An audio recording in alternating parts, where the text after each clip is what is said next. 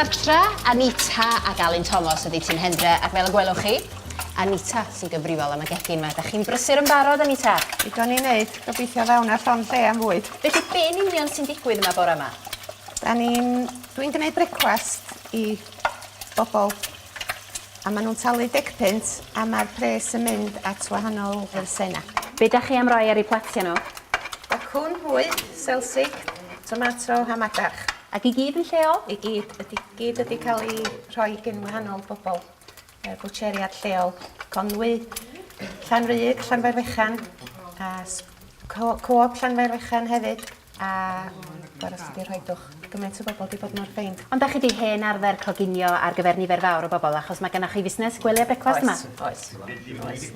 Tair llof. A pobl yn dal i ddod? O, yndyn. Mae rhaid bod fi'n geir rhywbeth yn iawn. Mi fydd na ddega, mae'n siŵr o fod. Gobeithio, bydden nhw gyd gael llon dibolia a rhoi at yr elusennau. Wel, mae gennych chi dipyn o waith coginio. Mi adaw i chi. Diolch yn fawr.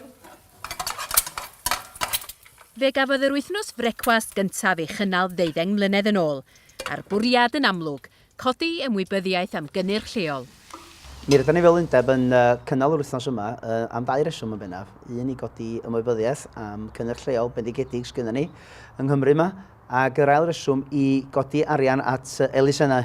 Ac heddiw yn Tyn Hendre, da ni'n codi arian at elusen Gerallt Jones, Ffarm Coetmor, gafodd anffal difrifol.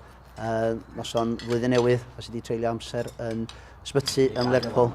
Hon di'r drydydd flwyddyn i ni gynnal y bore brecwast yma, ac bob blwyddyn da ni'n cael cynulleidfa dda i ddod yma, a rhoed yn hael tuag at yr elusennau da ni'n godi. Y dyddiau hyn mae cynnyrch ffermwyr Cymru'n cael dipyn o sylw, ond pam da chi'n teimlo felly bod angen mwy? Wel, cynnal y ymwybyddiaeth ydi o.